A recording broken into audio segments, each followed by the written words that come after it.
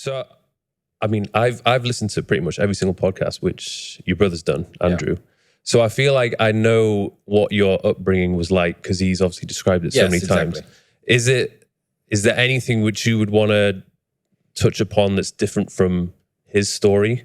Because I imagine everything that he went through, you were going through as well, because you two have been so tight. Yeah, the only difference is, I guess it may have been slightly harder for him because he was the older brother. Mm-hmm. He didn't have an older brother to look up to. I did. But in the same way, you know, with advice, with things in life, I've always had his back, especially since we've been adults. But as young kids, you know, I always had that older brother to look up to, which is why I actually spend a lot of my time. I was going to say waste a lot of my time, but I actually spend a lot of my time answering questions and talking to the young men who ask me for advice, because, you know, I was very lucky to have Andrew there.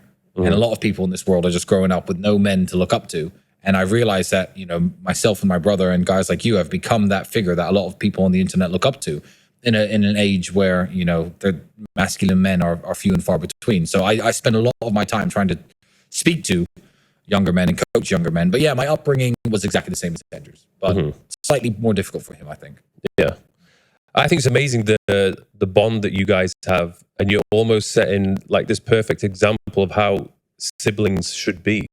You know, they should be there for each other. They should have each other's back. And what I find crazy in today's world is there's so many like messed up families. And even a girl I was seeing in the past, she has a brother, but her brother is this drug addict who does nothing, who's just a sponge, taking everything away from the family. And I just can't believe that siblings can be that way and they can hate each other. You know, I find it weird that there aren't more brothers like me and Andrew. Mm-hmm. And before the internet, and before me and Andrew, I guess, started getting big 5 years ago, or started traveling the world, or started meeting people, we didn't realize how unusual it was. Mm-hmm. We really didn't. We thought, okay, we're brothers, we live together, let's work together, we're brothers. We thought that was so normal that it's shocking that I haven't met another pair of brothers like me and Andrew. And, and I'll openly say, and to all the people who I have met, I'm not trying to offend you, I haven't met anyone with a brother who works together as well or as perfectly as me and Andrew do. And I just find that really hard to believe. And, you know, I try to push this on younger people as well. You know, not just maybe your biological brother, but even your friends, like teaming up with other men and having strong male friendships with other dudes is one of the most important things in life. Like you could, the idea of just being a complete lone wolf by yourself, I don't think is healthy, and I don't think it's the most effective way to live. So yeah, I think it's crazy.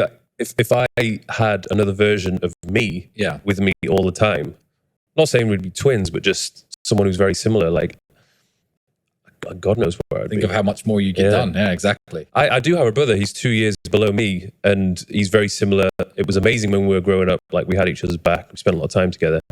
But I guess we kind of went down separate routes, because when he was at university, he met this girl, and then he pretty much just got together with always girls. Yeah. He got together with this girl, and they've been together ever since. And his life, a huge part of his life has been with his girlfriend. They're going to get married next year.